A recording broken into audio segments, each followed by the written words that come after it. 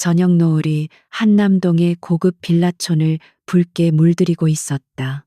거대한 통유리창 너머로 한강의 물결이 금빛으로 부서졌지만 윤서진의 눈에는 그 어떤 감흥도 담기지 않았다. 그녀는 최고급 실크 블라우스 위에 값비싼 리넨 앞치마를 두르고 있었다. 아이러니하게도 그 앞치마는 이 집의 실질적인 안주인이 아니라 일 잘하는 하녀에게나 어울릴 법한 차림새였다. 서진은 무릎을 꿇고 대리석 바닥에 미세한 얼룩을 닦아내고 있었다. 그녀의 움직임은 물 흐르듯 유려하고 군더더기 없었다. 마치 고도로 훈련된 장인이 예술 작품을 다루는 듯한 손길이었다. 그녀의 긴 머리카락이 흘러내려 뺨을 가렸지만 그녀는 아랑곳하지 않았다. 지금 그녀에게 중요한 것은 오직 거실 중앙에 놓일 거대한 오칠 교자상의 완벽한 수평뿐이었다. 아직도 그러고 있니? 손님들 오실 시간이 다 됐는데. 날카롭고 경멸감이 섞인 목소리가 등 뒤에서 날아와 밝혔다. 시어머니인 심여사였다. 최고급 한복을 차려입은 그녀는 팔짱을 낀 채 바닥에 엎드린 며느리를 벌레 보듯 쳐다봤다. 그녀의 손가락에는 오늘 저녁 만찬을 위해 특별히 고른 거대한 에메랄드 반지가 번쩍였다. 서진은 천천히 일어섰다. 그녀의 표정은 잔잔한 호수와 같았다. 거의 다 되었습니다. 어머님, 상 차리는 것만 마무리하면 됩니다. 그녀의 목소리는 낮고 차분했다. 그 어떤 감정의 동요도 읽을 수 없어서 듣는 사람으로 하여금 오히려 신경이 거슬리게 만들 정도였다. 심여사는 그 평온함이 자신에 대한 무언의 저항이라도 되는 듯 더욱 불쾌한 표정을 지었다. 쯔쯔, 내가 너한테 뭘 바라겠니?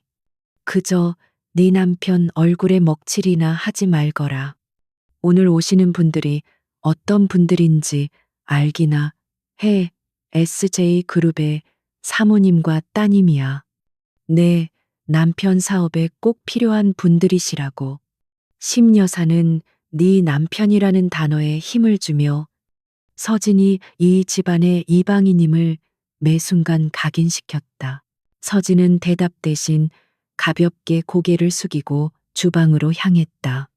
주방은 이미 전쟁터였다. 최고급 호텔에서 초빙된 셰프와 보조들이 분주하게 움직이고 있었다. 서진은 그들의 동선을 방해하지 않으면서도 마지막으로 상에 오를 음식들의 상태와 플레이팅을 꼼꼼하게 확인했다. 그녀의 눈은 매처럼 날카로웠고 아주 사소한 실수도 용납하지 않았. 잠시 후 현관에서 요란한 웃음소리와 함께 손님들이 도착했다. 심여사는 언제 불쾌했냐는 듯 버선발로 뛰어나가 그들을 맞이했다. 어머, 최 사모님, 이렇게 누추한 곳까지 왕림해 주시고, 아이고, 영애는 날이 갈수록 미모가 꽃을 피우네. 아부의 말들이 거실을 가득 메웠다. 서진은 그들의 시야에 띄지 않는 곳에 잠시 서 있었다. 그녀의 남편, 강지훈이 2층에서 내려왔다. 그는 값비싼 맞춤 정장을 입고 있었지만 어딘지 모르게 그 옷이 제 주인을 찾지 못한 듯 어색했다. 그는 아내와 눈이 마주치자 불편한 듯 시선을 피하며 어머니 곁으로 다가갔다. 최 사모님, 와주셔서 감사합니다. 그의 목소리는 부드러웠지만 힘이 없었다. 만찬이 시작되었다. 거실을 가득 채운 화려한 음식과 값비싼 와인, 그리고 그보다 더 값비싼 보석을 두른 사람들의 대화가 오갔다.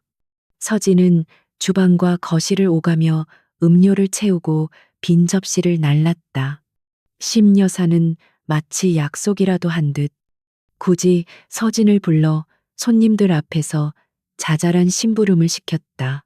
예, 서진아, 저기 최 사모님 와인잔 좀 채워드려라. 네가 이런 건 꼼꼼하잖니. 심 여사의 말에는 칭찬처럼 들리는 교묘한 경멸이 담겨 있었다. 너는 이런 일이나 하기에 적합한 애다라는 뜻이었다. 최사모라는 여자는 위아래로 서진을 훑어보며 흥미롭다는 듯 웃었다. 어머, 강 여사님은 며느리 교육을 참 잘 시키셨네. 요즘 저렇게 얌전한 며느리 보기 드문데. 그때였다.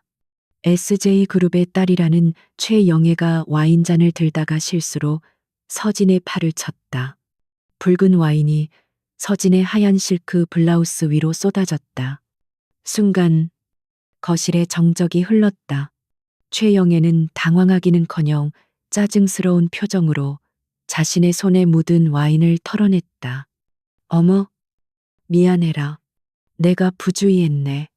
그녀의 사과에는 진심이 담겨 있지 않았다. 모든 시선이 서진에게 향했다. 그녀가 어떤 반응을 보일지, 당황할지, 혹은 화를 낼지 기대하는 눈치였다. 그러나 서진은 눈 하나 깜짝하지 않았다. 그녀는 그저 쏟아진 와인이 바닥에 떨어지기 전에 자신의 앞치마로 재빨리 블라우스를 훔쳐냈다. 그리고는 최영애를 향해 희미하게 미소 지었다. 괜찮습니다. 아가씨, 옷은 갈아입으면 됩니다. 오히려 당황한 것은 심 여사였다. 그녀는 이 상황이 자신의 완벽한 만찬을 망쳤다는 사실에 분노했다. 이 멍청한 게 그게 얼마짜리 옷인 줄 알아. 당장 들어가서 그 꼴 좀 어떻게 하고 나와 손님들 보시기에 민망하지도 않니. 그녀의 고함 소리가 거실을 울렸다.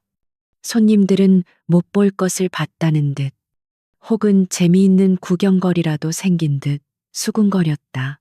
강지우는 고개를 숙인 채 자신의 와인잔만 만지작거리고 있었다. 그는 아내가 모욕당하는 이 순간에도 어머니에게 혹은 손님들에게 단 한마디도 하지 못했다. 그의 나약함은 서진에게 이미 익숙한 것이었지만 오늘따라 유난히 더 날카롭게 그녀의 심장을 찔렀다. 그녀는 남편을 경멸하는 것도 아니었다. 그저 아무것도 느끼지 못할 뿐이었다. 서진은 다시 한번 고개를 숙였다. 죄송합니다. 잠시 실례하겠습니다. 그녀는 붉은 와인으로 얼룩진 블라우스를 입은 채 조금의 흐트러짐도 없는 걸음걸이로 2층 자신의 방을 향해 계단을 올랐다. 그녀의 뒷모습은 모욕당한 며느리의 것이 아니라 잠시 불필요한 소음을 피해 자리를 뜨는 주인처럼 당당했다. 방에 들어선 서진은 문을 잠갔다. 그녀는 얼룩진 블라우스를 벗어 던졌다. 잠시 거울 앞에 섰다. 거울 속에는 차갑고 냉정한 눈을 가진 여자가 서 있었다. 와인 얼룩 따위는 그녀의 내면에 아무런 흔적도 남기지 못했다. 그녀는 화장실로 들어가 찬물에 세수를 했다. 물방울이 뚝뚝 떨어지는 얼굴로 그녀는 자신의 스마트폰을 들었다. 비밀번호와 홍채 인식을 통과하자 휴대폰 화면에는 일반적인 앱들과는 전혀 다른 인터페이스가 나타났다. 수십 개의 그래프와 데이터가 실시간으로 움직이고 있었다. 전 세계 금융시장의 흐름이 그녀의 손바닥 안에 있었다. 그녀는 아틀라스라는 아이디로 로그인했다. 그녀가 움직이는 자금은 오늘 이 저녁 식사 자리에 모인 SJ그룹의 시가 총액을 가볍게 웃돌았다. 서진은 짧은 메시지를 입력했다. SJ그룹 모든 포트폴리오 재검토, 특히 최 회장의 개인 비자금 흐름, 내일 아침까지 보고 바람. 메시지를 전송한 그녀는 다시 아무 일 없었다는 듯 깨끗한 블라우스로 갈아입었다. 옷장에서 가장 수수하고 눈에 띄지 않는 디자인으로 골랐다. 그녀는 다시 얌전한 며느리의 가면을 썼다. 아래층에서는 다시 웃음소리가 피어오르고 있었다. 그들은 이미 와인을 쏟은 한여 따위는 잊어버린 듯했다. 서진은 계단을 내려가며 생각했다. 저들은 모른다. 자신들이 지금 누구의 집에서 누구의 돈으로 산 와인을 마시며 누구를 경멸하고 있는지, 저들의 발밑이 얼마나 위태로운지 전혀 모르고 있었다. 서진은 다시 주방으로 들어가 방금 구워낸 디저트를 쟁반에 담았다. 그녀의 눈빛은 아까보다 더 깊고 차가워져 있었다. 그녀는 인내심이 강한 사람이었다. 하지만 인내심이 강하다는 것이 영원히 참는다는 뜻은 아니었다. 모든 것에는 때가 있는 법이다. 그리고 그녀는 직감했다. 그때가 아주 가까이 다가오고 있음을. 그녀가 디저트 쟁반을 들고 거실로 나갔을 때 심여사는 최 사모와 딸에게 무언가 속삭이며 서진을 흘끗 쳐다보고는 비웃음을 터뜨렸다. 그들은 서진을 완벽하게 자신들의 발 아래 두었다고 확신하고 있었다. 서진은 말없이 각자의 앞에 정성스럽게 디저트를 내려놓았다. 그녀의 손길은 여전히 한치의 떨림도 없었다.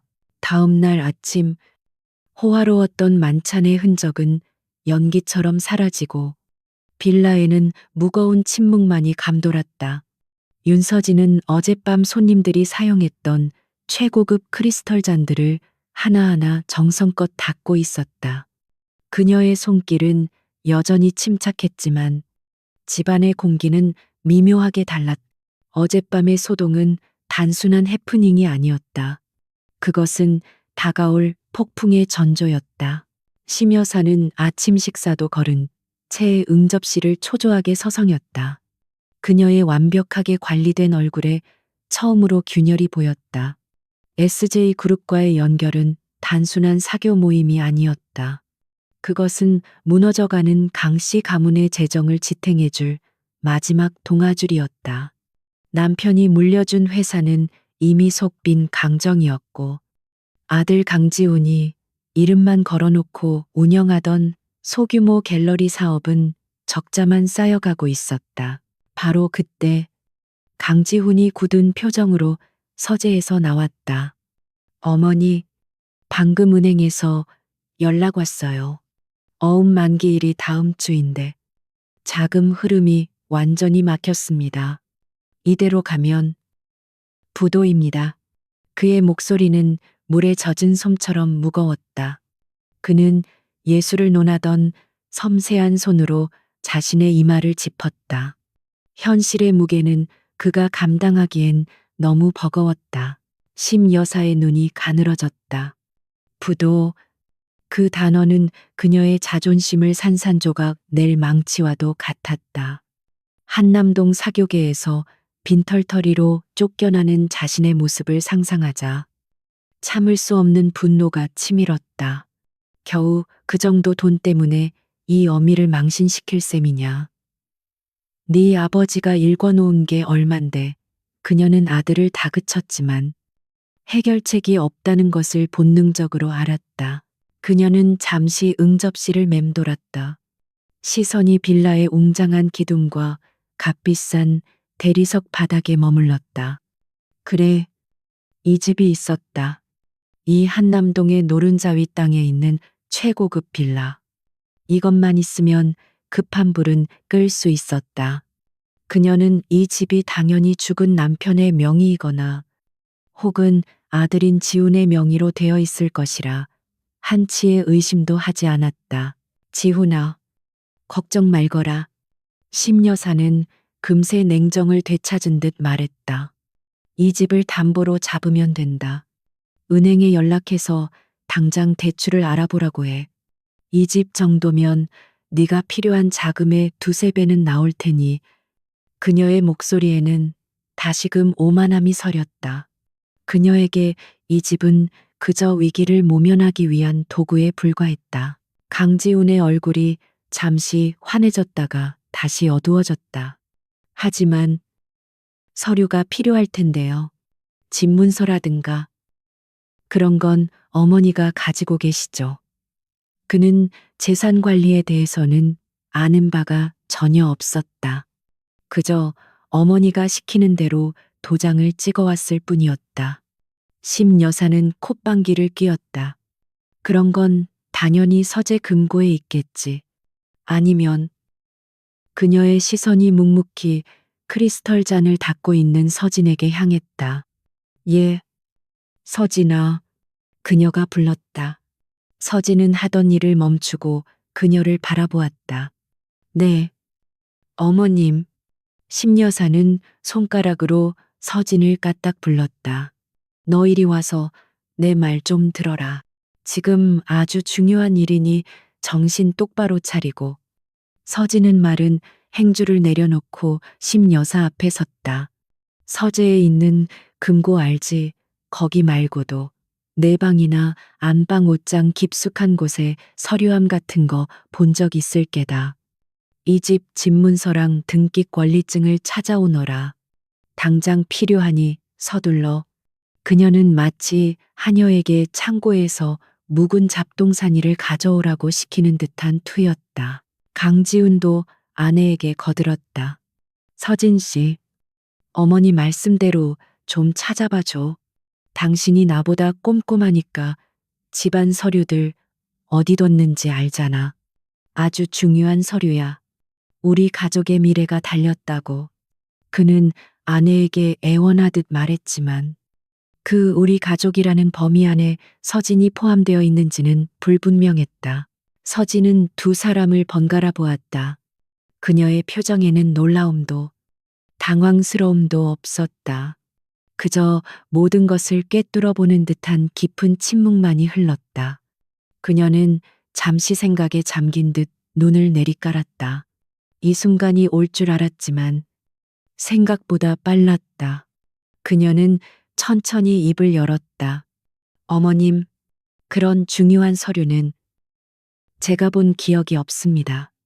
심여사의 미간이 좁혀졌다. 뭐라고 본 기억이 없어. 이 집안 살림을 네가 다 하는데 그걸 모른다는 게 말이 돼. 멍청하게 굴지 말고 똑바로 생각해내. 그녀의 목소리가 높아지기 시작했다. 서진의 그 평온한 무표정이 그녀의 신경을 건드렸다. 금고는 아버님 유품이라 제가 열쇠를 가지고 있지 않습니다. 그리고 어머님과 아버님 방의 개인 서류함 역시 제가 함부로 볼 수 있는 곳이 아니고요. 서진은 사실을 말했다. 그녀는 정말로 그들의 서류함에서 그 문서를 본 적이 없었다. 왜냐하면 그 문서는 처음부터 그들의 것이 아니었기 때문이다. 이게 지금 말대꾸를 하는 거야. 네가 이 집 며느리면서 그것 하나 파악 못하고 뭘 했다는 거니. 쓸모없는 것. 심여사는 기어코 소리를 질렀다. 옆에 있던 강지훈이 초조하게 끼어들었다. 서진 씨, 제발 그냥 알겠다고 하고 찾아보면 되잖아. 왜 일을 복잡하게 만들어. 어머니 화나시는 거 뻔히 알면서. 서진은 남편을 바라보았다. 그의 눈에는 원망이 서려 있었다. 자신을 보호해주기는커녕 어머니의 분노를 피하기 위해 아내를 방패막이로 내세우는 나약한 남자. 서진은 대답 대신 심여사에게 다시 고개를 돌렸다. 죄송합니다. 제가 아는 한도 내에서는 그 서류들을 찾을 수 없습니다. 그녀의 단호하지만 예의 바른 거절. 그것은 심여사에게 한 번도 경험해보지 못한 종류의 저항이었다. 심여사는 순간 말문이 막혔다. 저 계집애가 감히 항상 죽은 듯이 조용히 순종만 하던 애가 가장 결정적인 순간에 자신을 거역하고 있었다. 심여사의 머릿속에서 처음으로 희미한 의심이 싹 텄다. 설마. 아니야. 그럴 리가 없어. 그녀는 고개를 저어 불길한 생각을 떨쳐냈다. 네가 못 찾으면 내가 찾으면 그만이지 비켜. 심여사는 서진을 거칠게 밀치고 서재로 향했다. 금고를 뒤지고 안방의 모든 서랍을 다 열어젖힐 기세였다. 강지훈도 어쩔 줄 몰라 하며 어머니의 뒤를 따랐다. 응접실에 홀로 남은 서진은 잠시 그들이 사라진 방향을 응시했다. 찾을 수 없습니다. 라는 그녀의 말은 거짓이 아니었다. 그들이 아무리 온 집을 뒤져도 그 서류는 절대 찾을 수 없을 터였다. 서진은 조용히 자신의 방으로 향하지 않았다. 그녀의 발걸음은 빌라의 가장 깊숙한 곳, 1층 서재의 거대한 책장으로 향했다. 그녀는 특정 책 몇 권을 정해진 순서대로 눌렀다. 육중한 책장이 소리 없이 미끄러지며 그 뒤로 숨겨진 공간이 드러났다. 그곳은 한 사람만 겨우 들어갈 수 있는 작은 방이었다. 하지만 그 안에는 이 빌라의 화려함과는 정반대의 차갑고 기능적인 최첨단 사무실이 숨겨져 있었다. 여러 개의 모니터가 벽을 가득 채우고 있었고 보안 서버가 낮게 윙윙거렸다. 서진은 안으로 들어가 문을 닫았다. 밖에서 벌어질 소동 따위는 이제 그녀와 상관없었다. 그녀는 아틀라스 전용 보안 시스템에 접속했다. 어젯밤 지시했던 SJ그룹에 대한 보고서가 이미 도착해 있었다. 보고서의 내용은 충격적이었다. SJ그룹 역시 심각한 유동성 위기에 처해 있었고, 최 회장은 불법적인 방식으로 자금을 돌려막고 있었다. 강지훈의 갤러리와의 연계 또한 그들의 비자금 세탁 경로 중 하나로 이용될 뻔했던 것이다. 심 여사는 하이에나에게 자신과 아들을 제물로 바치려 했던 셈이다. 서진의 손가락이 키보드 위에서 빠르게 움직였다.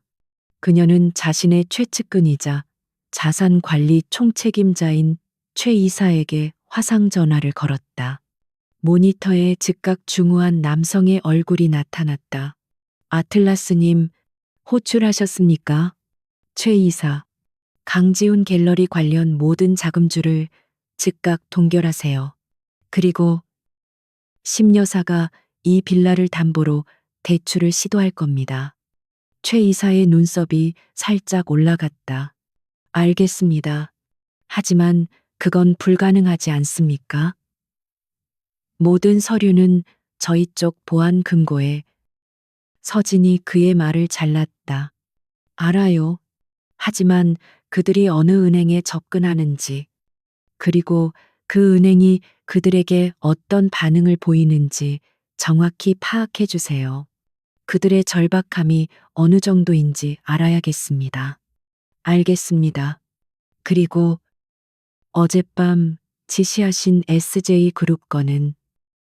서진의 눈이 얼음장처럼 차가워졌다. 계획대로 진행하세요. 그들의 숨통을 조일 필요는 없지만 우리가 모든 것을 쥐고 있다는 것은 확실히 알려야 합니다. 그리고 강 여사 쪽에도 작은 경고를 하나 보내죠. 그녀가 지금 미친 듯이 찾고 있는 것이 무엇인지 절대 찾을 수 없을 거라는 사실을 깨닫게 해줘야 하니까. 서진은 전화를 끊었다. 모니터 한 구석에 이 빌라의 등기부 등본, 디지털 사본이 떠 있었다. 소유주 윤서진, 매입 일자 3년 전, 강지훈과 결혼하기 직전, 매입 방식 전액 현금. 그녀는 저 아래층에서 자신의 물건을 뒤지며 고래고래 소리 지르고 있을 시어머니를 생각했다. 그들의 오만함이 스스로를 어떻게 파멸시키는지 이제부터 천천히 보여줄 생각이었다. 윤서진은 숨겨진 사무실에 차가운 공기 속에서 모니터를 응시했다. 화면에는 강지훈 갤러리의 자금 흐름도가 복잡한 거미줄처럼 펼쳐져 있었다. 그녀의 지시 한 번에 붉은색 동결 표시가 뜨면서 갤러리로 향하던 모든 자금줄이 막혔다. 밖에서는 아마도 시어머니 심 여사가 금고를 열지 못해 광분하고 있거나 혹은 은행에 전화를 돌리며 자신의 신용을 과시하고 있을 터였다. 그 모든 것이 서진의 손바닥 안에서 벌어지는 작은 연극에 불과했다. 사람들은 그녀, 윤서진을 어떻게 할까? 강지훈의 조용하고 존재감 없는 아내, 명문가 출신도 아니고 이렇다 할 직업도 없이 그저 시어머니 구박을 묵묵히 견뎌내는 여자. 심 여사가 사교계 친구들에게 며느리를 소개할 때마다 복이 많아서 우리 집에 시집 왔지라고 말하는 그저 운 좋은 여자. 그들은 아무것도 몰랐다. 그녀가 왜 강지훈과 결혼했는지, 그리고 이 거대한 빌라가 어떻게 그들의 소유가 되었는지. 그녀의 진짜 정체는 아틀라스였다. 10년 전 혜성처럼 나타나 실리콘밸리와 월스트리트를 동시에 뒤흔든 익명의 천재 투자자. 그녀는 대학 시절 개발한 알고리즘을 기반으로 사모펀드를 설립했고 아무도 주목하지 않던 기술 기업들에 과감히 투자하여 천문학적인 수익을 거뒀다. 아틀라스는 성별도 나이도 국적도 알려지지 않았지만 그 이름은 곧 시장의 흐름을 읽는 신탁과도 같았다. 하지만 정상에 오른 뒤 찾아온 것은 허무함이었다. 숫자는 더 이상 그녀를 자극하지 못했다. 끝없는 경쟁과 의심, 그리고 돈을 보고 달려드는 사람들 속에서 그녀는 지쳐갔다. 그녀는 자신의 정체를 숨기기로 결정했다. 막대한 부를 지키기 위해서가 아니라 단지 평범한 삶이라는 것을 경험해보고 싶어서였다. 그녀는 모든 것을 대리인인 최 이사에게 맡기고 한국으로 돌아왔다. 강지훈을 만난 것은 그때였다. 한 작은 갤러리의 기획 전시회에서였다.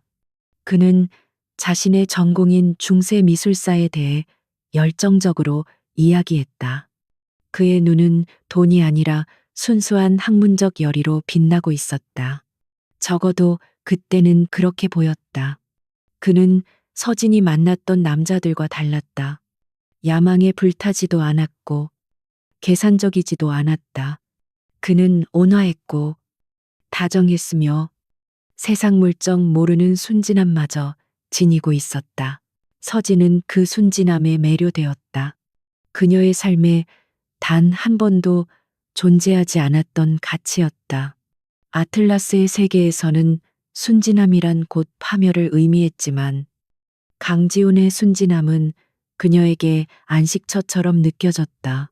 그녀는 이 남자와 함께라면 자신이 그토록 원하던 조용하고 평범한 삶을 살 수 있을 것이라 믿었다. 그녀는 자신의 정체를 철저히 숨긴 채 그저 윤서진으로 그에게 다가갔다. 그들의 결혼은 순조롭게 진행되는 듯했다. 하지만 문제는 예상치 못한 곳에서 터졌다. 강지훈의 집안, 즉 심여사 일가가 사실상 파산 직전이라는 것을 알게 된 것이다. 겉만 번지르르한 명문가였을 뿐 속은 이미 썩어 문드러져 있었다. 심여사는 아들의 결혼을 통해 어떻게든 재정적 위기를 타개해 보려 했지만 서진이 평범한 집안 출신이라는 것을 알고는 노골적으로 실망감을 드러냈다. 서진은 고민했다. 이 결혼을 포기해야 할까? 하지만 그녀는 강지훈의 온화한 미소를 포기하고 싶지 않았다. 아틀라스에게는 이 문제 또한 간단한 거래에 불과했다. 그녀는 자신의 개인 자산 중 극히 일부를 사용했다. 바로 이 한남동 빌라였다. 그녀는 이 빌라를 결혼 선물로 구입했다. 다만 그 명의는 철저히 자신의 이름, 윤서진으로 해두었다. 그것은 아틀라스로서의 마지막 본능적인 안전장치였다. 심여사는 이 거대한 빌라를 보고 환호했다. 그녀는 당연히 이것이 파산 직전의 남편이 마지막으로 남긴 유산이거나 혹은 아들 강지훈의 능력으로 얻어낸 것이라 믿고 싶어 했다. 아니, 어쩌면 그녀는 진실을 어렴풋이 알고 있었을지도 모른다. 하지만 심 여사는 그 진실을 고의적으로 무시하는 쪽을 택했다. 며느리가 자신들보다 우위에 있다는 사실을 인정하는 것은 그녀의 자존심이 허락하지 않았다. 그렇게 기묘한 동거가 시작되었다. 서진은 이 집을 제공했고 심여사는 이 집의 안주인 행세를 했다. 서진은 평범한 삶을 원했기에 그 역할극에 기꺼이 동참했다. 시어머니의 구박과 하대. 그것은 마치 아틀라스가 잠시 다른 역할을 연기하는 것과 같았다. 그녀는 자신이 모든 것을 통제하고 있다고 믿었다. 이 빌라의 소유권이 자신에게 있는 한, 이 게임의 규칙은 자신이 정하는 것이라고. 하지만 그녀는 한 가지를 간과했다. 인간의 탐욕과 나약함은 그녀가 설계한 알고리즘처럼 예측 가능하지 않다는 것을.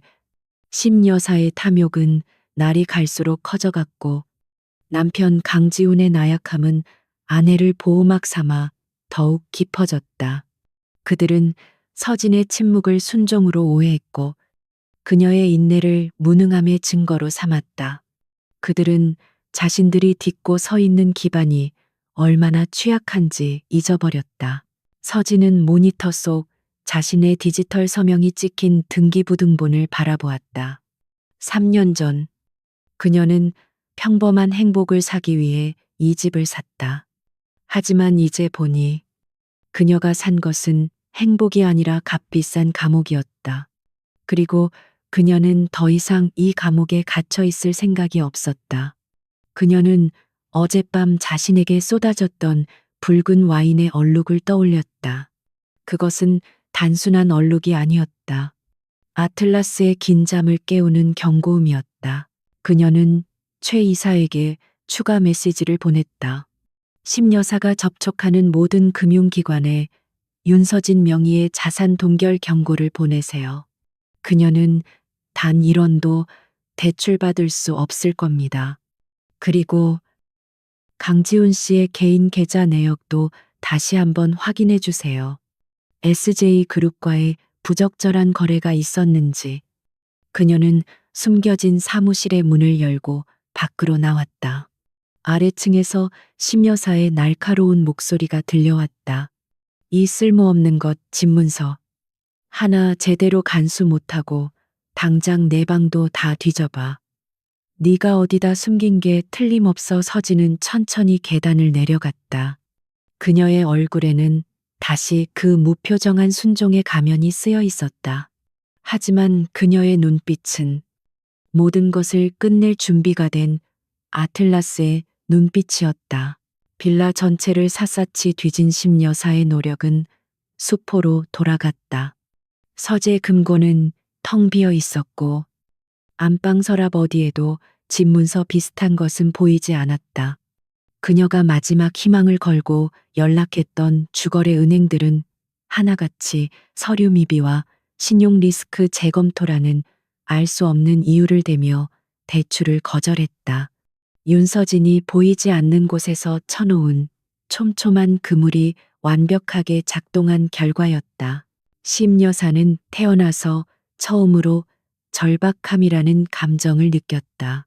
만기일은 시시각각 다가오고 강지훈의 갤러리는 당장 다음 주 직원들 월급도 줄 수 없는 상황에 처했다. 한남동 사교계에서 빈털터리가 되어 쫓겨날지도 모른다는 상상은 그녀에게 죽음보다 더한 공포였다. 그녀의 자존심은 이 위기를 타개할 새로운 그리고 더 확실한 돌파구를 찾아 헤맸다. 그녀의 머릿속에 어젯밤 만찬에서 자신에게 교태를 부리던 SJ그룹의 딸 최영애의 얼굴이 떠올랐다. 그래, 대출 같은 임시방편이 아니었다. 이 위기를 한 번에 역전시킬 방법은 결혼이라는 카드뿐이었다. SJ그룹과의 사돈관계.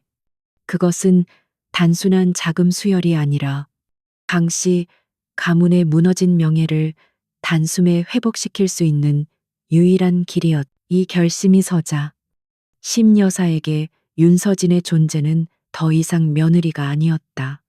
그저 아들의 앞길을 가로막고 있는 당장 치워버려야 할 장애물에 불과했다. 그녀는 일말의 망설임도 없이 SJ그룹의 최 사모에게 전화를 걸었다. 그녀의 목소리는 방금 전까지 절망에 빠졌던 사람이라고는 믿기지 않을 만큼 활기차고 당당했다. 어머, 최 사모님 어젯밤엔 편히 들어가셨어요. 다름이 아니라 우리 지훈이가 영애 아가씨를 펑 마음에 들어하는 것 같아서요. 글쎄, 아침부터 영애 아가씨 얘기만 하지 뭐예요.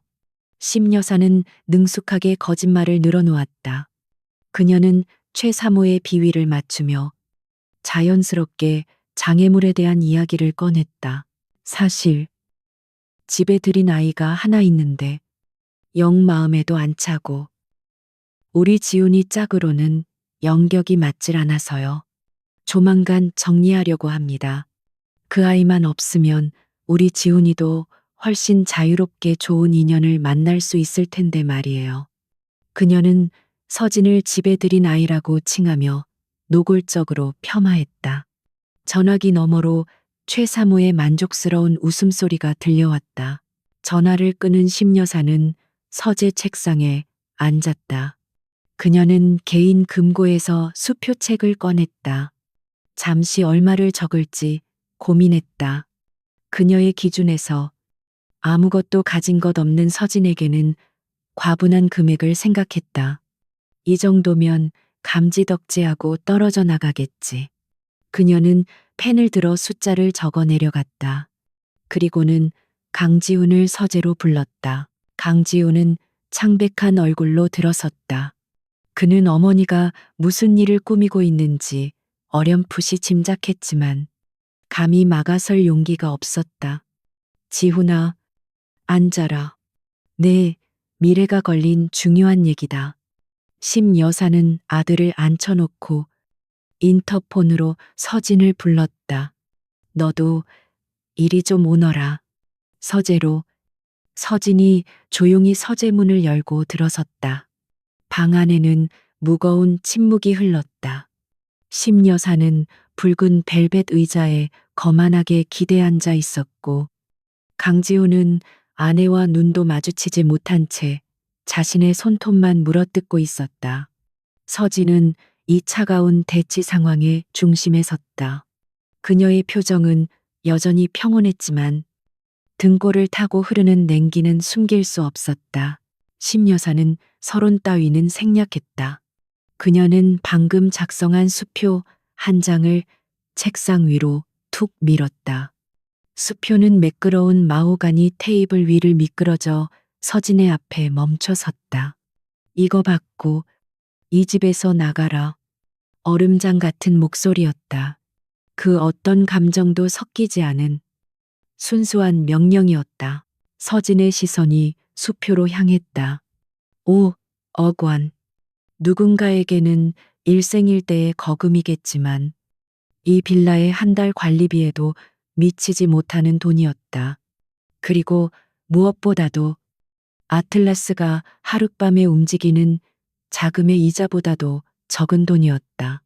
이 종이 쪼가리는 돈이 아니라 심 여사가 서진의 가치를 매긴 모욕 그 자체였. 어머님, 지금 무슨 말씀이신지. 서진은 일부러 되물었다. 그녀는 확인이 필요했다. 이 막장극의 끝이 어디인지. 심 여사는 헛웃음을 터뜨렸다. 못 알아듣는 척하지 마라. 네가 우리 지훈이 앞길 막고 있는 거 너도 잘 알지 않니? 너같이 근본 없는 애 때문에 우리 가문이 얼마나 힘든지 몰라. 그녀는 몸을 앞으로 숙이며 서진을 노려보았다. 지훈이는 곧 SJ그룹 따님과 혼담이 오갈 게다. 네가 조용히 사라져줘야 그 아이도 우리 가문도 사는 거야. 이 돈이면 네가 어디 가서 작은 가게라도 차리고 사는 데는 부족함 없을 테니 분수에 맞게 받아가거라. 분수에 맞게라는 단어에 독이 실려 있었다. 모든 모욕이 서진에게 쏟아지는 동안 강지훈은 단 한마디도 하지 않았다. 그는 마치 투명 인간이라도 된 듯, 혹은 이 자리에 존재하지 않는 사람처럼 고개를 숙이고 있었다. 서진은 그를 바라보았다. 자신이 평범한 삶을 꿈꾸며 선택했던 남자. 그의 온화함과 순수함을 사랑했던 남자. 지훈 씨. 서진이 그를 불렀다. 그녀의 목소리는 놀라울 정도로 침착했다. 당신도 어머님과 같은 생각이세요. 이것은 그녀가 그에게 주는 마지막 기회였다. 남편으로서, 한때 사랑을 속삭였던 남자로서 최소한의 존엄성을 지켜줄 마지막 기회.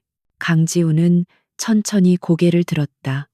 그의 눈은 아내의 고든 시선을 감당하지 못하고 다시 바닥으로 향했다.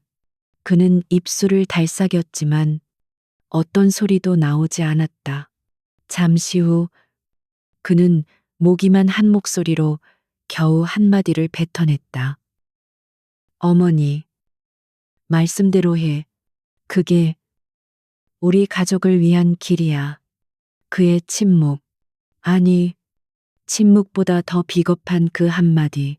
그것은 심 여사가 던진 5억 원짜리 수표보다 더 날카롭게 서진의 심장을 찔렀다.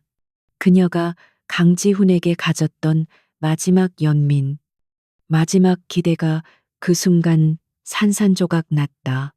그녀가 사랑했던 순수한 예술가는 존재하지 않았다. 그저 어머니의 치마폭에 숨어 아내를 방패막이로 내세우는 나약하고 이기적인 남자만 있을 뿐이었다.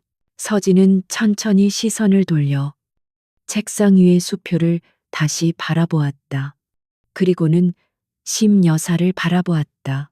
그녀의 눈에는 더 이상 분노나 슬픔이 담겨 있지 않았다. 오직 차가운 경멸과 모든 것을 끝내기로 한 자의 냉정한 결심만이 서려 있었다. 그녀는 수표에 손을 대지 않았다. 알겠습니다. 서진이 말했다. 단 두 마디였다.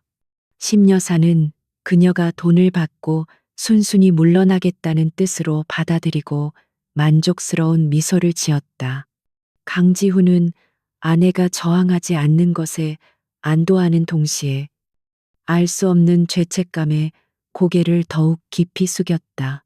하지만 서진의 알겠습니다는 그런 뜻이 아니었다.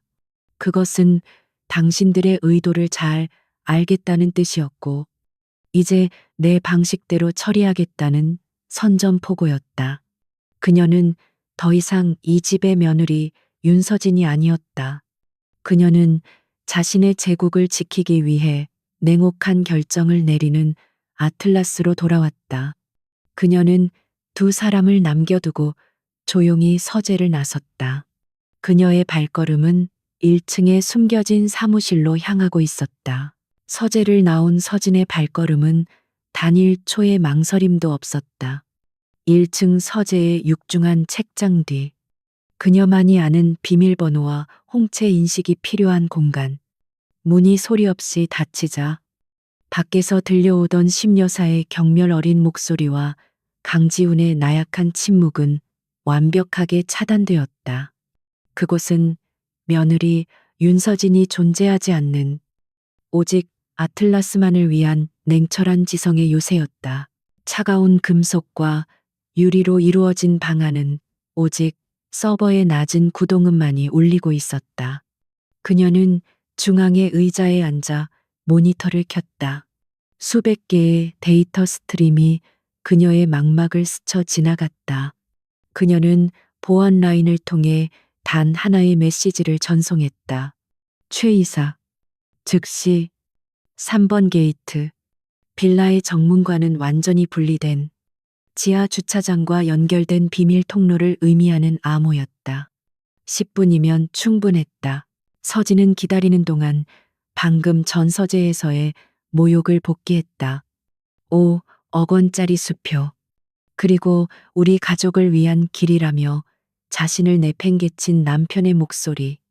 그녀가 지키려 했던 평범한 가정이라는 모래성은 이미 완벽하게 무너져 내렸다. 그녀는 더 이상 잃을 것이 없었다.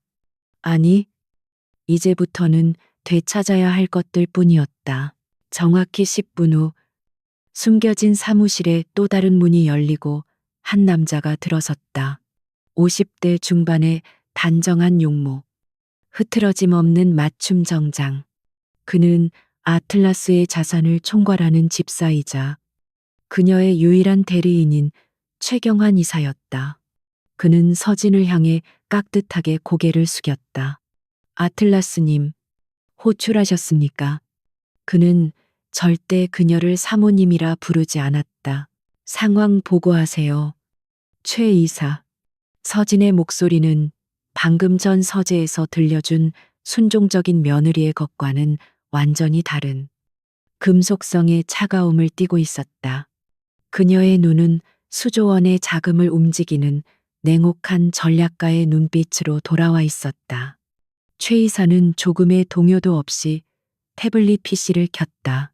지시하신 대로 SJ그룹의 자금 흐름을 추적했습니다. 예상대로 심각한 상태입니다. 그들은 현재 약 2천억 원 규모의 불법 비자금을 운용 중이며 이를 세탁하기 위해 필사적입니다. 최 회장 일가의 해외 페이퍼 컴퍼니 루트를 거의 다 파악했습니다.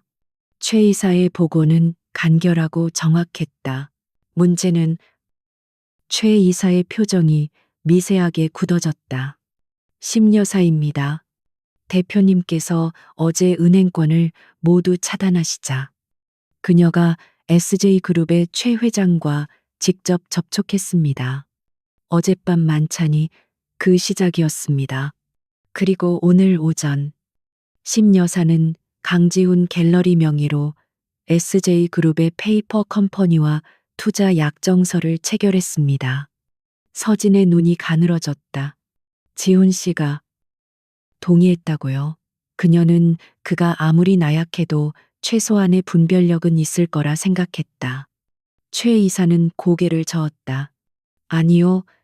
강지훈 씨는 이 사실을 모르는 것으로 파악됩니다. 심 여사가 갤러리 법인 인감을 무단으로 사용했습니다. 저희가 확보한 사본입니다. 모니터의 계약서 사본이 떠올랐다. 형식상으로는 SJ그룹의 자회사가 강지훈 갤러리에 거액을 투자하는 모양새였지만 그 이면에는 복잡한 독소 조항과 자금 세탁의 흔적이 역력했다. 심 여사가 아들의 서명란의 법인 인감을 날인한 것이 선명하게 보였다. 이 계약의 실질적인 내용은 강지훈 갤러리를 SJ의 비자금 세탁 통로로 제공하는 것입니다. 최 이사의 목소리가 낮아졌다.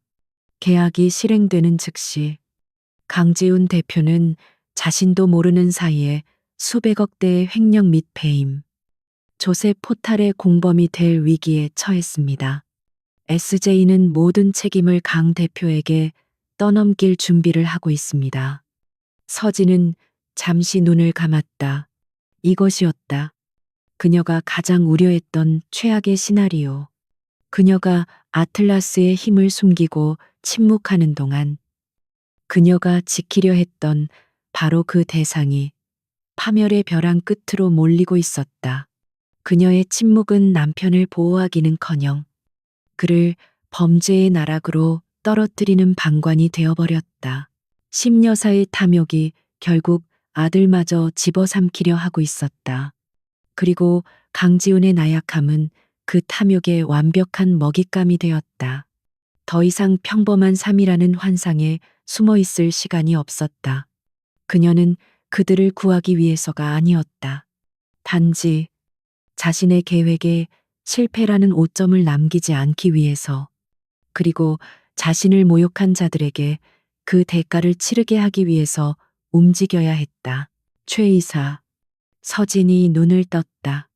그녀의 눈은 분노가 아닌 냉혹한 결단력으로 불타고 있었다. 지금 즉시 심 여사가 체결한 계약서 원본과 SJ그룹의 비자금 흐름에 대한 모든 증거를 확보하세요. 자금 세탁에 동원된 모든 해외 계좌, 페이퍼 컴퍼니, 관련된 임원들의 통화 내역까지 하나도 빠짐없이 이미 진행 중입니다. 72시간 내로 모든 자료를 확보할 수 있습니다. 최 이사는 이미 그녀의 의도를 읽고 있었다. 좋습니다. 그리고 SJ그룹, 그들의 숨통을 쥐고 있는 부실 채권, 우리가 얼마나 가지고 있죠? 서진의 목소리는 얼음장처럼 차가워졌다. 약 15%입니다. 우리가 마음먹기에 따라 그들의 이사회를 통째로 흔들 수 있는 물량입니다. 그들이 가장 두려워하는 방식으로 움직일 겁니다. 감히 강지훈 갤러리를 이용하려 한 대가를 치르게 하죠.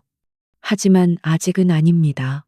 완벽한 증거가 우선입니다. 그들이 이 계약이 성사되었다고 믿게 두세요.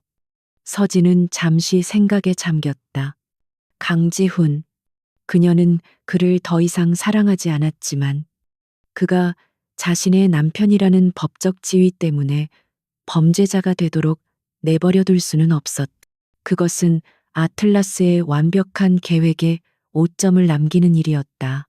그녀는 자신의 영역에서 벌어지는 실수를 용납하지 않았다. 강지훈 씨가 법적으로 이 모든 일에서 완전히 분리될 수 있는 방어막을 준비하세요.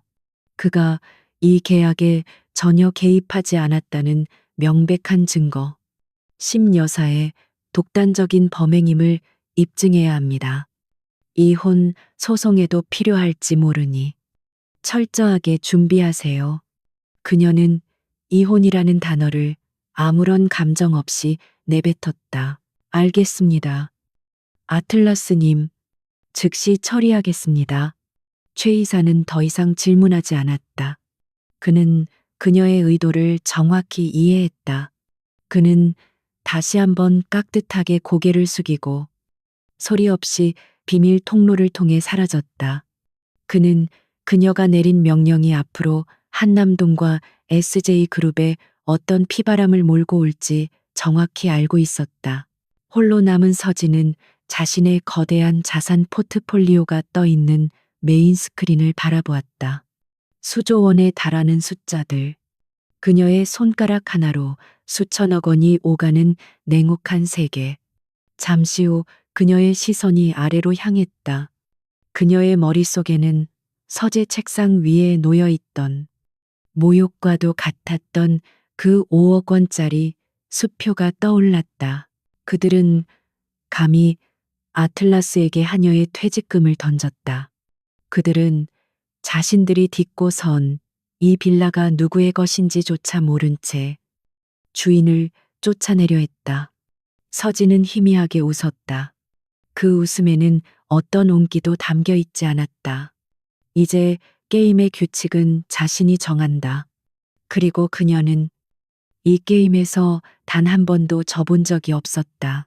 윤서진이 서재에서 내뱉은 알겠습니다 라는 대답을 심 여사는 완벽한 항복 선언으로 받아들였다. 며느리가 자신의 돈과 위세에 눌려 조용히 물러나기로 합의했다고 확신한 것이다. 그녀는 아들 강지훈의 나약함조차 눈치채지 못했다. 그녀에게 중요한 것은 오직 SJ그룹이라는 동아줄을 붙잡는 것뿐이었고, 이제 그 길을 가로막던 가장 큰 장애물이 제거되었다고 믿었다.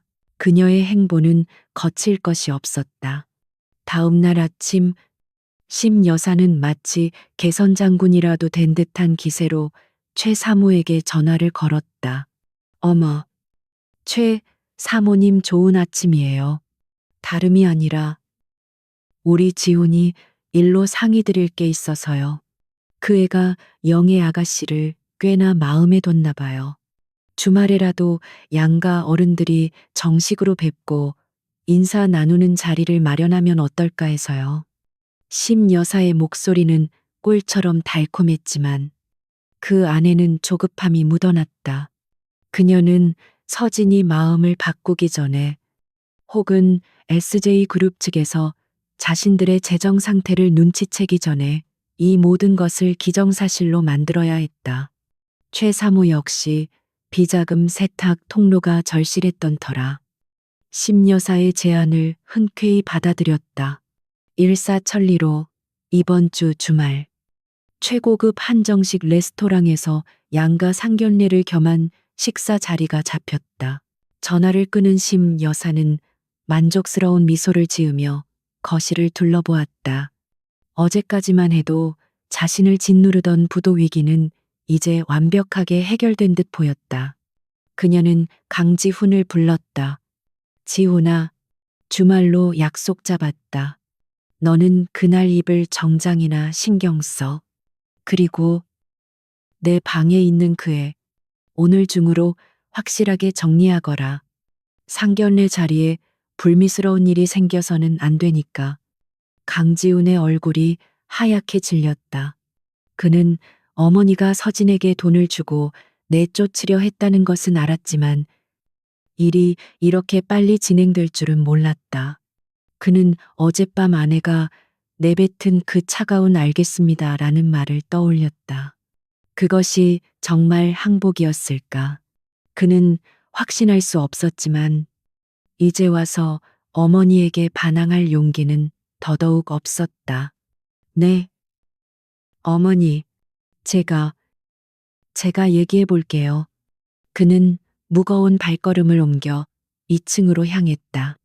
서진은 부부 침실이 아닌 복도 끝 작은 게스트룸을 사용하고 있었다.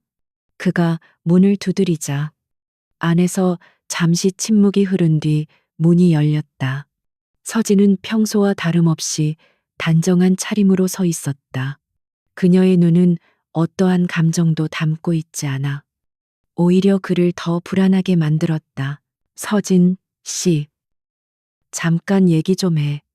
그는 아내의 방으로 들어가지도 못한 채 문간에 서서 쭈뼛거렸다.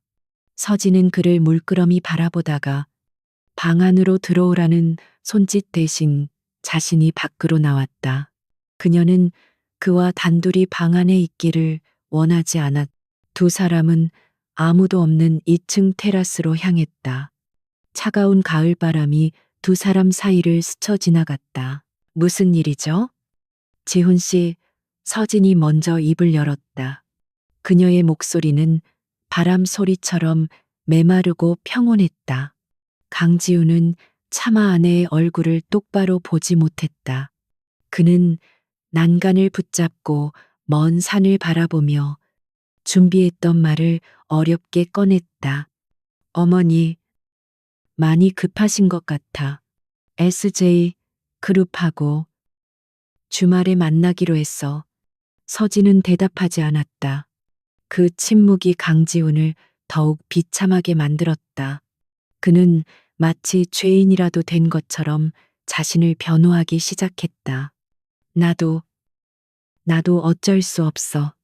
갤러리는 당장 망하게 생겼고, 우리 집안, 아버지가 평생 일군 모든 게 무너질 판이야. 이건 나 혼자만의 문제가 아니라고. 그는 드디어 아내를 돌아보았다. 그의 눈에는 애원과 자기 연민, 그리고 은밀한 원망이 뒤섞여 있었다. 서진 씨, 당신이 우리 가족을 위해서 조금만 희생해주면 안 될까? 희생. 그 단어가 공기 중에 흩어졌다. 그는 자신의 비겁함을 아내의 희생이라는 단어로 포장하려 했다. 어머니가 어제 준 돈, 그거 받고 그냥 조용히 떠나죠. 당신만 없으면 모든 게 해결돼. 어머니도 진정하실 거고, 나도 새롭게 시작할 수 있어. 제발, 당신이 나 좀 도와줘. 그는 결국 아내에게 매달렸다. 자신을 이 지옥에서 구해달라고, 대신 지옥으로 가달라고 애원하고 있었다. 바로 그 순간이었다. 서진이 강지훈에게 가졌던 마지막 한 조각의 연민마저 완전히 부서져 내렸다. 그녀는 이 남자의 순수함에 반해 결혼을 결심했었다. 하지만 지금 그녀 앞에 서 있는 것은 순수한 예술가가 아니었다. 그는 위기 앞에서 아내를 제물로 바쳐 자신의 안위를 도모하려는 세상에서 가장 나약하고 이기적인 남자일 뿐이었다. 그녀가 사랑했던 강지훈은 처음부터 존재하지 않았던 환상이었음을 깨달았다. 그녀는 자신을 기만한 그가 미운 것이 아니었다. 그런 환상을 믿었던 자기 자신이 경멸스러울 뿐이었다. 그녀는 천천히 그를 바라보았다. 그 눈빛은 너무나 차갑고 투명해서 강지우는 마치 자신이 벌거벗겨진 듯한 모욕감을 느꼈다. 희생이라. 서진이 낮게 읊조렸다. 당신의 나약함과 어머니의 탐욕에 대한 대가를 왜 내가 치러야 하죠? 그녀의 목소리에는 분노가 아닌 순수한 의문이 담겨 있었다. 내가 떠나면 모든 게 해결될 것 같아요. 당신은 평생 그렇게 어머니 뒤에 숨어서 살 건가요? 강지훈은 그녀의 직설적인 질문에 아무 대답도 하지 못했다. 그는 다시 고개를 숙였다. 그의 침묵은 가장 확실한 긍정이었다. 서진은 더 이상 그에게서 어떤 대답도 기대하지 않았다. 그녀는 이미 모든 것을 알았다. 그녀는 이 남자를 구제할 수 없음을, 아니, 구제할 가치조차 없음을. 서진은 차가운 난간에서 손을 뗐다. 좋아요. 떠나줄게요. 그녀의 말에 강지훈의 얼굴이 순간 환해졌다. 그는 아내가 드디어 현실을 받아들였다고 생각했다. 정말, 정말 고마워. 서진 씨, 내가 평생. 하지만 서진이 그의 말을 잘랐다. 날짜는 내가 정해요. 강지훈의 표정이 다시 굳어졌다. 날짜라니 어머니는 당장. 늦어도 주말 전에는. 그건 내 조건이에요. 서진의 목소리는 단호했다.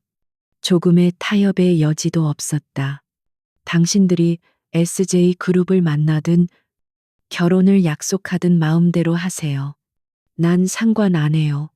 하지만 난 정확히 열흘 뒤에 이 집을 나갈 거예요. 열흘. 강지우는 당황했다. 열흘은 너무 길었다. 그 안에 무슨 변수가 생길지 몰랐다. 하지만 왜? 이유는 묻지 마세요. 서진은 그에게서 시선을 거두었다. 그게 당신이 말하는 희생에 대한 내 마지막 요구예요. 열흘. 그 전까지는 날 없는 사람 취급해요. 그 이후엔 당신들 뜻대로 될 테니까.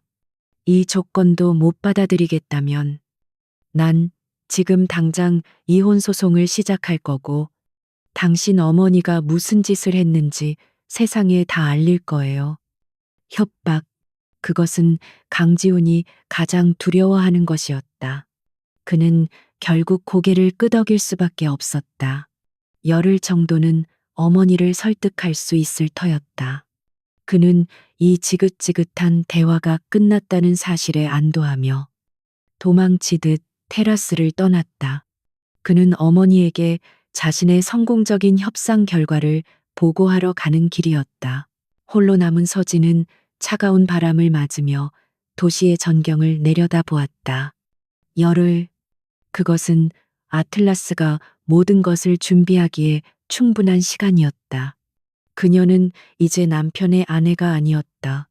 그녀는 자신의 왕국을 침범한 자들을 심판하기 위해 냉혹한 전쟁을 준비하는 전략가였다. 그녀의 가슴은 놀랍도록 평온했다. 강지훈이 안도와 죄책감이 뒤섞인 얼굴로 테라스를 떠난 직후 윤서진은 자신의 숨겨진 사무실로 돌아왔다. 열흘. 그녀가 던진 시간은 자비가 아니었다. 그것은 거대한 제국을 무너뜨리고 그 잔해 위에 새로운 질서를 세우기에 필요한 최소한의 시간이었다. 그녀는 더 이상 강씨 가문의 며느리가 아니었다. 그녀는 아틀라스였고 지금부터는 그녀의 전쟁이었다. 그녀는 가장 먼저 최이사를 소환했다. 이번에는 화상 통화가 아닌 전용 보안 회선을 통한 음성 통화였다. 그녀의 목소리는 어떤 기계음보다도 차갑고 비인간적으로 울렸다. 최 이사, 프로젝트 페르세우스를 가동합니다. 목표는 SJ그룹, 즉시 시장에 풀려 있는 모든 유동, 주식과 부실 채권을 매집하기 시작하세요. 전화기 너머의 최 이사는 잠시 숨을 골랐다. 프로젝트 페르세우스는 아틀라스의 자금력 중에서도 가장 공격적인 포트폴리오를 동원하는 작전 코드였다. 신화 속에서 괴물 메두사의 목을 벤 영웅의 이름처럼 이 작전은 목표를 완전히 무력화시키는 것을 전제로 했다. 아틀라스님, SJ그룹의 규모를 생각하면 단기간에 매집할 경우 시장에 노출될 위험이 큽니다. 상관없습니다. 노출되어도 좋습니다. 서진의 목소리는 단호했다. 그들이 공포를 느끼게 만드세요. 누가 자신들의 목을 조르고 있는지 알 수 없다는 공포. 우리가 가진 모든 유령 법인과 해외 펀드를 동원해서 열흘 안에 그들의 의결권 있는 주식 30% 이상을 확보해야 합니다. 그들이 주주총회 소집을 거부할 수 없을 만큼의 물량으로 30%. 알겠습니다.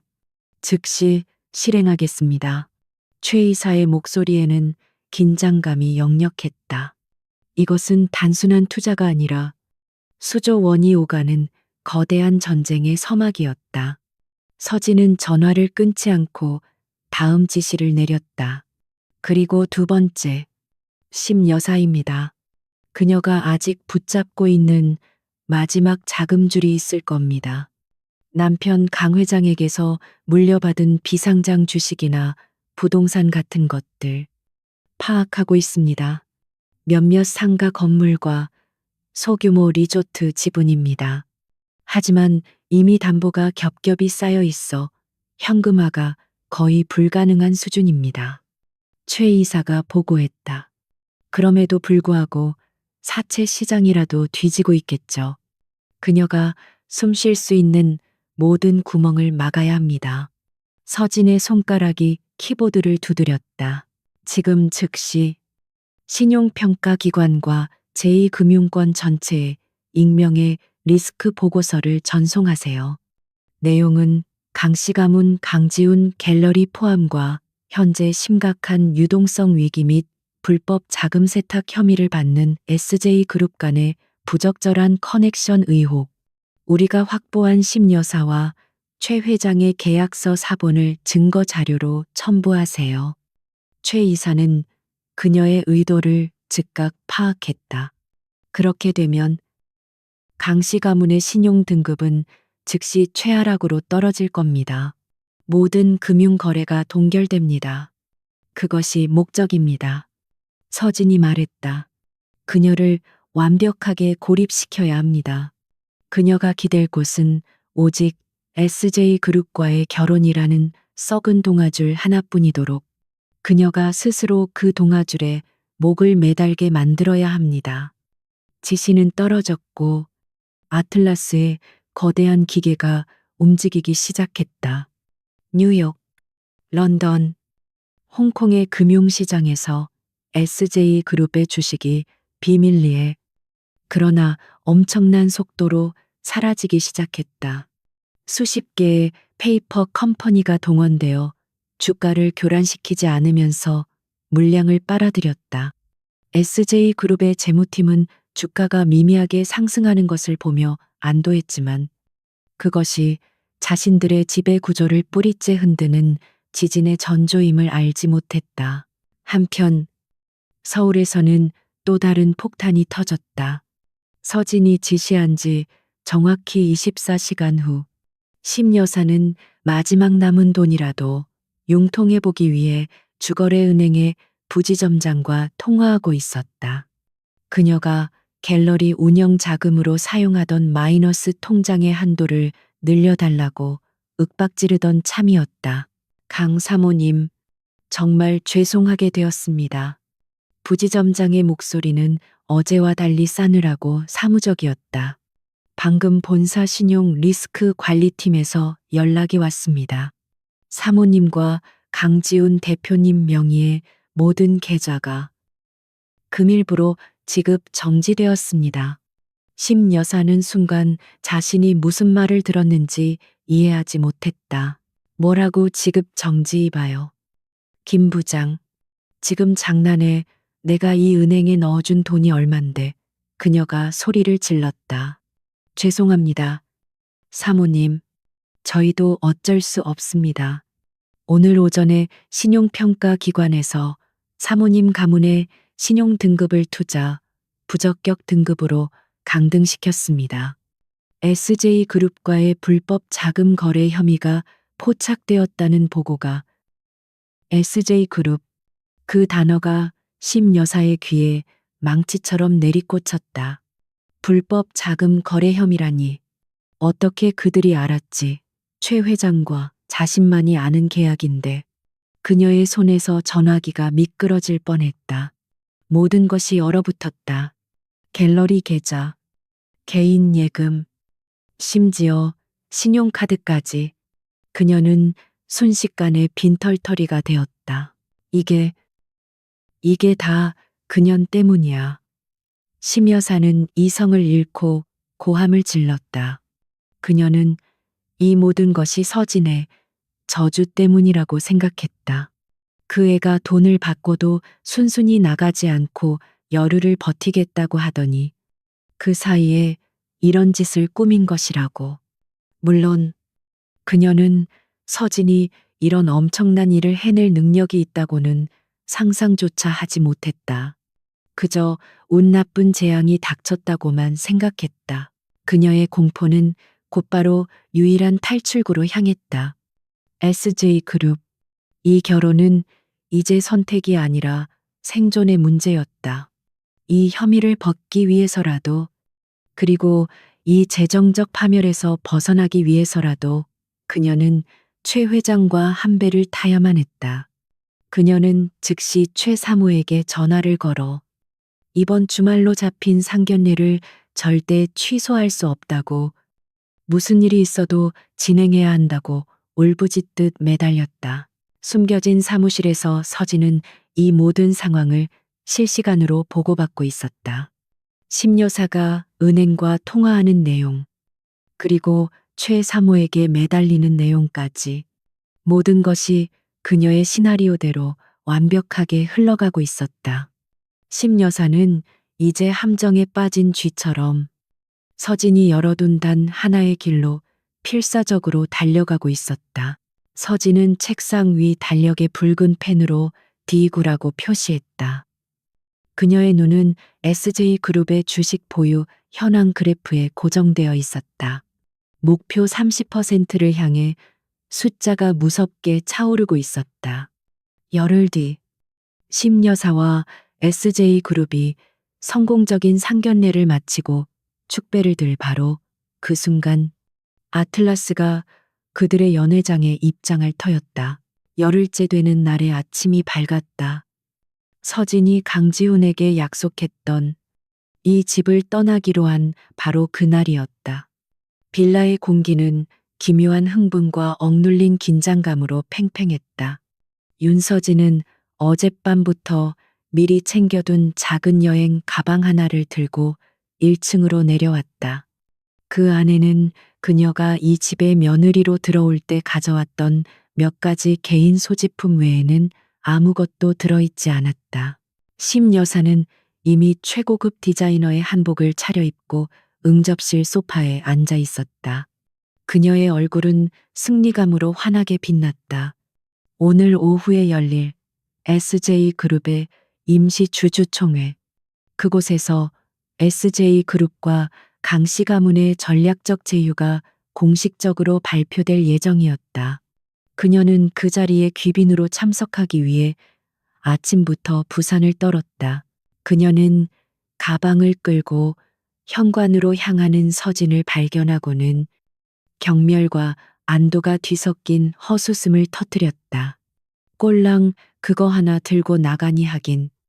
네가 이 집에 뭘 가지고 왔어야지.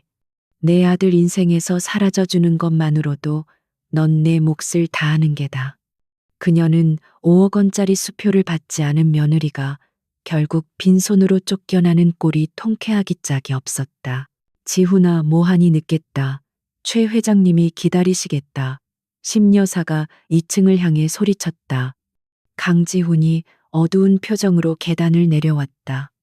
그는 값비싼 맞춤 정장을 입고 있었지만 마치 상복을 입은 사람처럼 창백했다. 그의 시선은 현관에 서 있는 아내와 그런 아내를 조롱하는 어머니 사이에서 갈피를 잡지 못하고 흔들렸다. 서진은 그 누구에게도 작별 인사를 하지 않았다. 그녀는 마지막으로 자신이 3년간 살았던, 그러나 단 한순간도 자신의 집이었던 적 없는 그 공간을 무감각하게 둘러보았다. 그리고는 망설임 없이 현관문을 열고 나섰다. 어머, 꼴 보기 싫은 게 드디어 가네. 심여사의 조롱 섞인 목소리가 등 뒤에서 들려왔지만 서진의 발걸음은 조금도 흔들리지 않았다.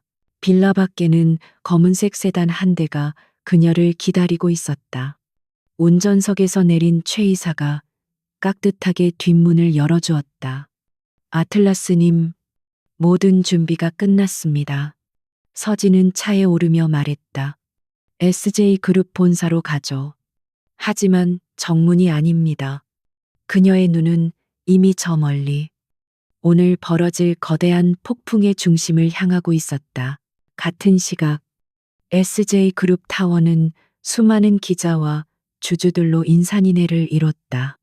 오늘 임시 주주총회의 공식 안건은 신규 사업 부문 확장을 위한 자회사 설립이었지만 시장에서는 SJ그룹이 강씨 가문과 모종의 중대 발표를 할 것이라는 소문이 파다했다.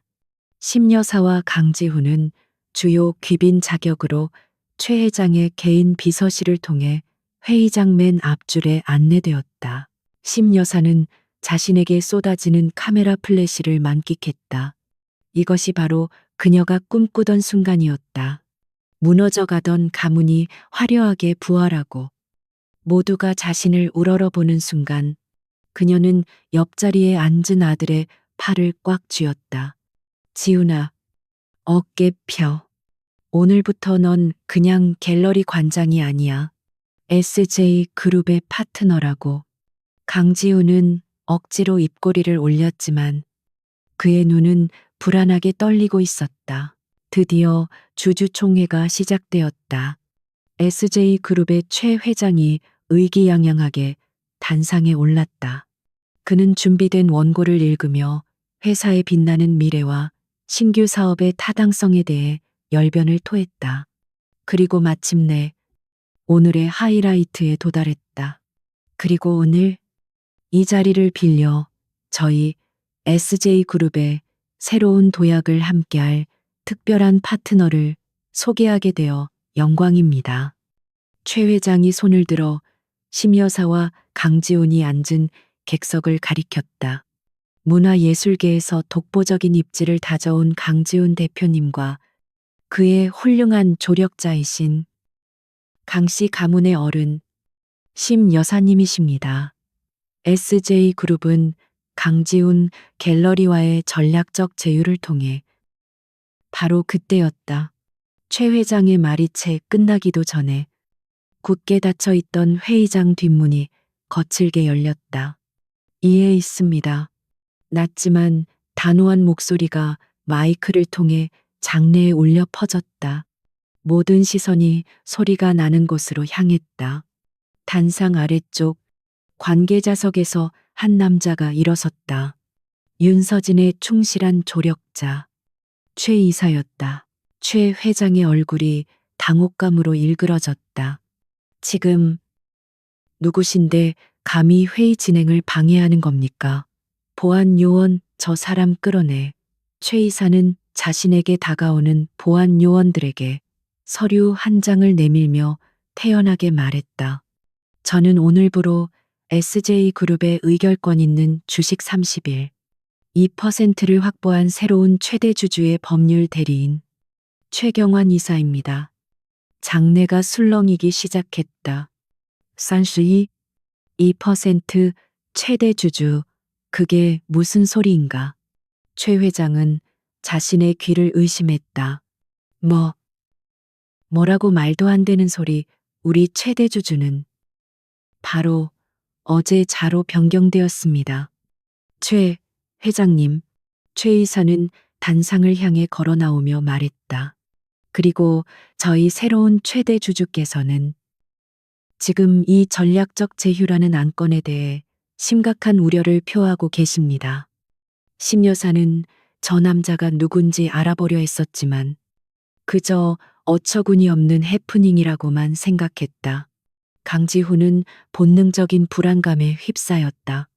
바로 그 순간 회의장의 육중한 중앙 현관문이 양쪽으로 스르륵 열렸다. 모든 사람들의 시선이 다시 한번 그곳으로 집중되었다. 구두굽 소리가 대리석 바닥을 울리며 정적을 깼다. 한 여자가 걸어 들어오고 있었다. 그녀는 며칠 전까지 낡은 앞치마를 두르고 바닥을 닦던 여자가 아니었다. 완벽하게 재단된 짙은 네이비색 파워수트, 목선을 따라 흐르는 심플한 진주 목걸이, 그리고 모든 것을 꿰뚫어 보는 듯한 차갑고 냉정한 눈빛. 그녀는 수백 명의 시선을 받으며 마치 자신을 위해 준비된 무대처럼 당당하게 중앙 통로를 걸어왔다. 기자들의 카메라 플래시가 쉴 새 없이 터졌지만 그녀는 눈 한 번 깜박이지 않았다. 그녀의 발걸음은 정확히 단상 앞, 그리고 아직도 상황 파악이 되지 않아 멍하니 서 있는 심 여사와 강지훈의 바로 옆에서 멈췄다. 심 여사의 입이 벌어졌다. 그녀는 자신의 눈앞에 서 있는 여자가 누구인지 알아보는데 몇 초의 시간이 걸렸다. 네가 왜 여길? 그녀가 경악에 차서 더듬거렸다. 강지훈은 피가 거꾸로 솟는 듯한 충격에 숨조차 쉴 수 없었다. 그가 오늘 아침 희생하라며 내쫓았던 바로 그 아내였다. 윤서진. 그녀는 남편과 시어머니에게는 눈길조차 주지 않았다. 그녀의 시선은 오직 단상 위에 최 회장에게 고정되어 있었다. 최 이사가 그녀에게 정중히 마이크를 건넸다. 서진은 마이크를 받아들고 회의장 전체를 향해, 그리고 자신을 하며 취급했던 모든 이들을 향해 입을 열었다. 안녕하십니까? 그녀의 목소리는 차갑고 맑게 울려 퍼졌다.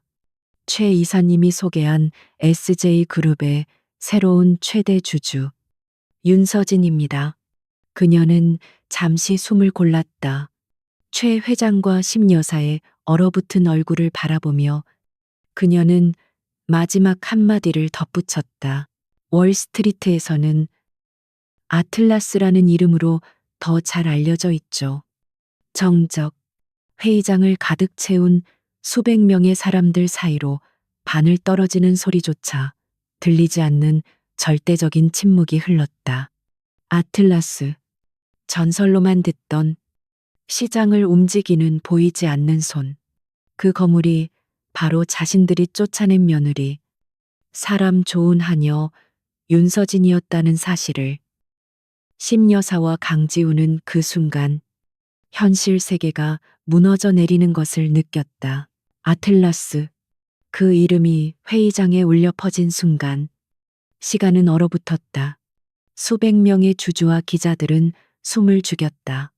전설 속의 투자자가 방금 전까지 강씨 가문의 파트너로 소개된 남자의 아내라고, 그것도 오늘 아침 쫓겨난 하녀 같은 그 여자라고, 이 비현실적인 상황을 뇌가 받아들이는 데는 수초의 시간이 걸렸다. 가장 먼저 반응한 것은 기자들이었다. 아틀라스라고요? 진짜 아틀라스 맞습니까? 윤서진 씨, 이쪽을 봐주세요. SJ그룹의 최대 주주가 되신 겁니까? 수십 개의 카메라 플래시가 광란처럼 터지며 서진의 얼굴을 비췄다. 그녀는 그 모든 빛을 받으면서도 눈 하나 깜박이지 않았다. 최 회장은 단상 위에서 입을 벌린 채 굳어버렸다. 그는 이 모든 것이 누군가 꾸민질 나쁜 농담이라고 생각하려 컸었다. 지금 무슨 경비, 저 여자 당장 끌어내. 어디서 감히 신성한 주주총회를. 하지만 그의 외침은 공허했다. 경비 요원들조차 누구의 명령을 따라야 할지 몰라 주저하며 산슈이 2%의 지분을 가진 새로운 주인을 바라볼 뿐이었다. 가장 처참하게 무너진 것은 심 여사였다. 그녀는 의자에서 벌떡 일어섰. 너, 이 미친년 네가 감히 여길 어디라고 기어들어와. 네가 뭔데 아틀라스야. 이 거짓말쟁이. 그녀의 목소리는 공포와 분노로 갈라져 날카로운 쇳소리가 났다. 그녀는 서진에게 달려들듯이 손톱을 세웠다. 하지만 그녀가 한 걸음도 떼기 전에 강지훈이 그녀의 팔을 붙잡았다. 그는 이미 유령처럼 하얗게 질려 있었다. 그는 아무 말도 하지 못했다. 그저 자신의 아내였던 저 여자, 자신이 희생하라며 내쫓았던 저 여자가 뿜어내는 압도적인 기운에 눌려 숨조차 쉴 수 없었다. 그는 본능적으로 알았다. 저것은 거짓말이 아니라는 것을. 서진은 마침내 시어머니와 남편에게 시선을 돌렸다. 그 눈에는 경멸도, 분노도, 연민도 없었다. 마치 길가의 돌멩이를 보는 듯한 완벽한 무관심이었다. 그리고는 다시 마이크를 들고 단상을 향해 말했다. 최경환 이사님, 준비한 자료를 공개하세요. 네, 아틀라스님. 최 이사가 단상 스크린을 가리켰다. 최 회장이 자신의 업적을 자랑하기 위해 띄워놓았던 화려한 그래프가 사라지고 그 자리에 전혀 다른 문서들이 나타나기 시작했다. 첫 번째 자료. SJ그룹의 해외 페이퍼 컴퍼니 수십 개의 자금 흐름도, 그리고 그 자금이 최 회장 일가의 비밀 계좌로 흘러 들어가는 경로.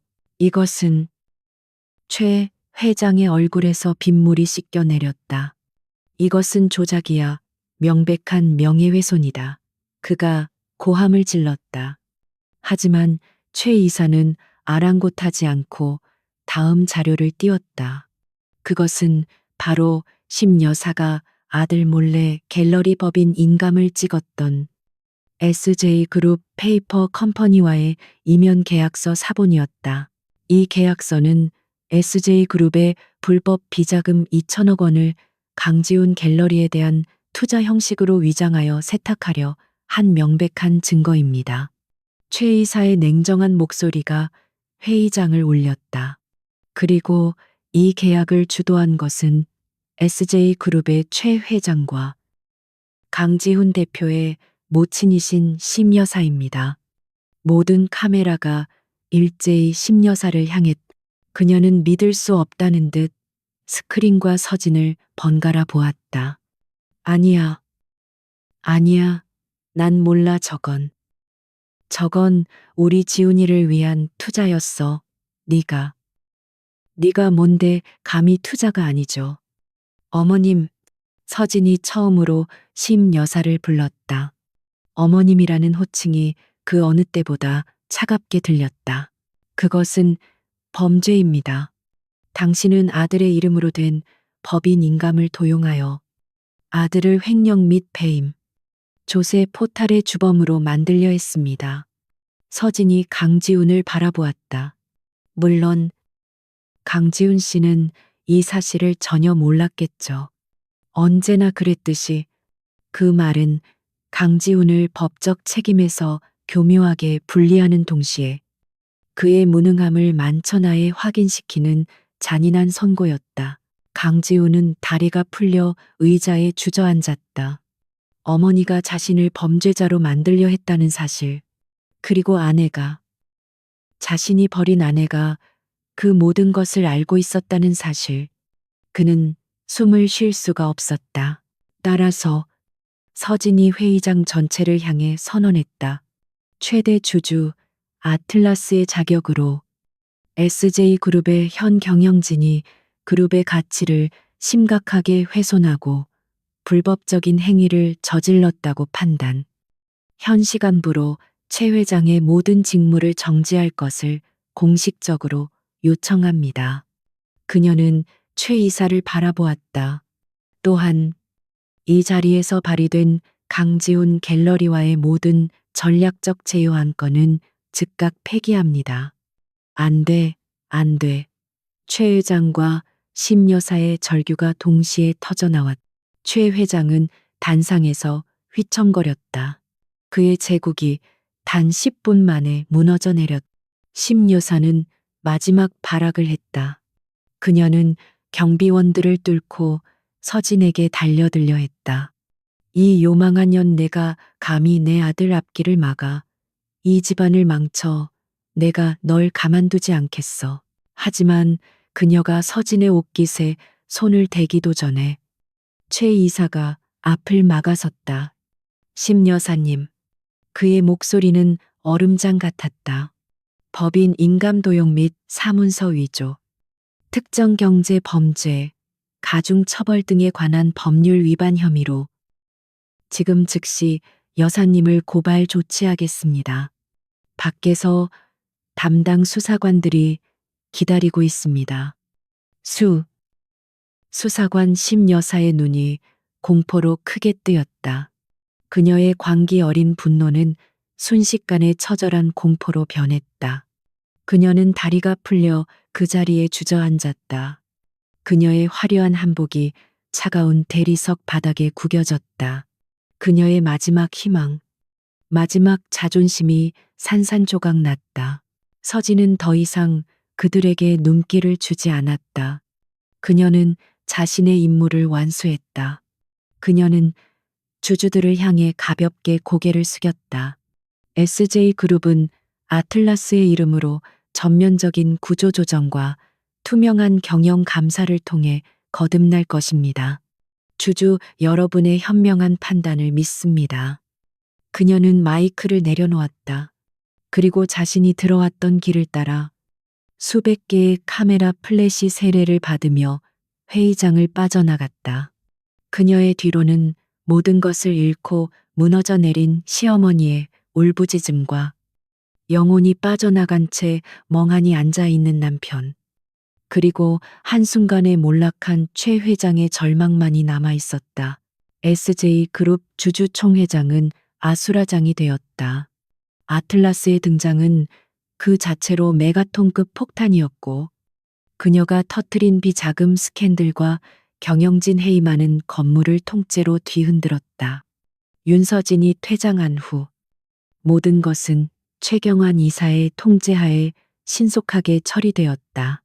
직무가 정지된 최 회장은 감사팀에 의해 격리되었고, 넋이 나간 채 바닥에 주저앉아 있던 심 여사는 사문서 위조 및 횡령 공모 혐의로 대기하던 수사관들에게 조용히, 그러나 강제적으로 연행되었다.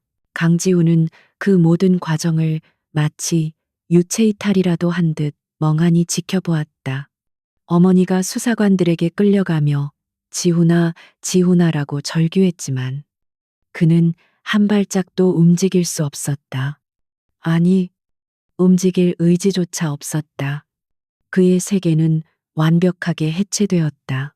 자신이 하녀 취급했던 아내가, 자신이 희생하라며 내쫓았던 아내가 자신들이 발 딛고 선 모든 것의 주인이었다는 사실을 감당할 수 없었다. 며칠의 시간이 흘렀다. 그 시간 동안 강씨 가문은 문자 그대로 공중분해되었다. 심 여사는 구속 수사를 받게 되었고, 강지훈 갤러리는 압수수색과 함께 모든 자산이 동결되었다. 그들이 의지했던 모든 인맥은 썰물처럼 빠져나갔다. 아틀라스의 심판이 시작된 이상 썩은 동아줄을 잡고 있을 사람은 아무도 없었다. 그리고 마침내 법원의 퇴거 명령서가 도착했다. 그들이 3년간 자신들의 집이라 믿어 의심치 않았던 한남동 빌라에서 24시간 이내에 퇴거하라는 명령이었다. 소유주 윤서진이 제기한 명도 소송의 결과였다. 빌라 현관 앞은 어지러웠다. 값비싼 가구와 명품들이 짐센터 직원들에 의해 거칠게 실려나가고 있었다. 심 여사가 애지중지하던 자개장이며 이탈리아제 소파가 아무렇게나 트럭에 적재되었다. 구속이 집행 정지되어 잠시 풀려난 심 여사는 이제 그 화려했던 한복이 아닌 초라한 스웨터 차림으로 계단에 주저앉아 있었다. 그녀는 더 이상 소리 지를 기력도 없는 듯 텅 빈 눈으로 허공만 바라보았다. 강지우는 자신의 작은 짐 가방 하나만을 든 채 그 광경을 지켜보고 있었다. 바로 그때 검은색 마이바흐 한 대가 저택의 거대한 철문 안으로 미끄러져 들어왔다. 차가 멈추고 윤서진이 내렸다. 그녀는 주주총회 날 입었던 파워수트가 아닌 편안하지만 최고급 소재의 니트와 슬랙스 차림이었다. 그녀는 자신의 집을 되찾으러 온 주인의 모습이었다. 짐센터 직원들이 그녀를 알아보고 황급히 고개를 숙였다. 심 여사는 서진의 등장에 경기를 일으키듯 몸을 떨었지만 감히 눈을 마주치지 못했다. 강지훈은 천천히 마지막 남은 힘을 다해 아내였던 여자에게 다가갔다. 그는 그녀의 몇 걸음 앞에 멈춰섰다. 왜? 그의 목소리는 갈라지고 쉬어 있었다. 왜? 이렇게까지 해야 했어. 당신은 모든 걸 가졌잖아. 돈도, 능력도 다 가졌으면서 왜 굳이 우리를 이 나라까지 떨어뜨려야 했어. 그냥 당신 것만 가지고 떠나면 안 됐어. 그의 눈에는 원망과 이해할 수 없다는 절망이 뒤섞여 있었다. 그는 마지막 순간까지도 자신이 피해자라고 생각하고 있었다. 서진은 처음으로 그를 제대로 바라보았다. 한때 자신이 평범한 삶을 꿈꾸며 사랑했던 남자의 얼굴. 하지만 지금 그 얼굴에 남은 것은 나약함과 자기 연민뿐이었다. 서진은 희미하게 웃었다. 그 웃음은 너무나 차가워서 강지우는 심장이 얼어붙는 듯했다. 내가 모든 걸 가졌다고 서진이 낮게 되물었다. 그래, 난 모든 걸 가졌지. 하지만 당신과 당신의 어머니는 내가 가지지 못한 단 하나를 핑계로 나를 모욕했어. 당신들이 말하는 그 근본이라는 것. 그녀는 텅 비어가는 거실을 한번 둘러보았다.